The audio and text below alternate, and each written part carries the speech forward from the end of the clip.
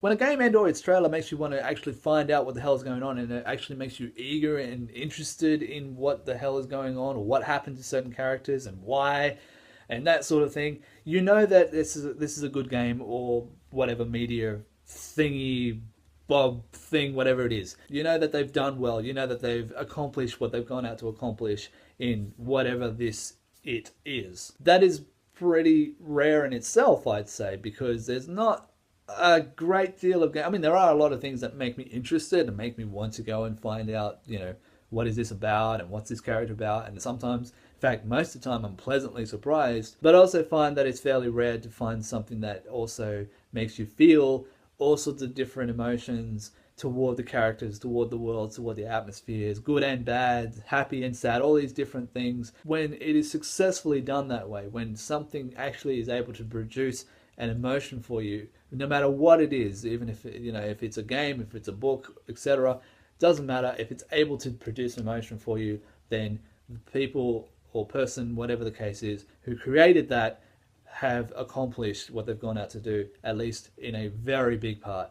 And that is in itself, once again, fairly rare in my opinion. And I think that we need more of that kind of stuff, because that kind of stuff keeps us alive and keeps us human and keeps us from becoming this emotionless shell of nothing. Or at very least, it just keeps us entertained. That's the conclusion to all of that stuff. I went off on some tangent about other things, so now this video is about everything, apparently. Or at least emotional forms of media. Maybe it's just babbling, because I do a lot of that too. It's babbling. But you know what? I don't really care at this point. I've got this fucking hair right now, oh my god.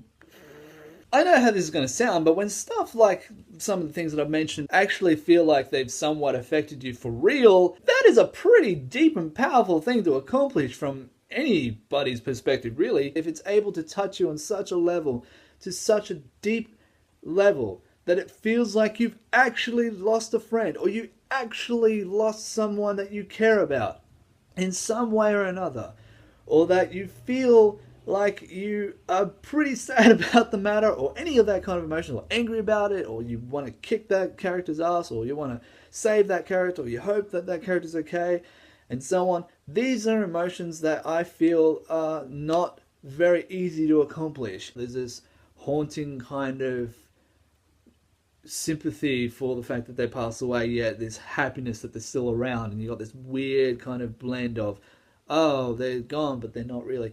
And then you have to sit there and remind yourself, this is not real. That is pretty full on. That is why certain games and certain movies and that are so particularly close to our hearts. And I feel that this is the reason why these things go so well. It's not so much necessarily the way it plays, which can be fun in itself and can be awesome in itself. And you do think back about, oh my god, this and that happened. I can't believe that happened. And why did that have to happen? And you think about it, and then you want to find out more, and you want to find out what happened. You want to find out if indeed it is that way, or so on. And somebody might say, hey, this and this happened. You're like, really?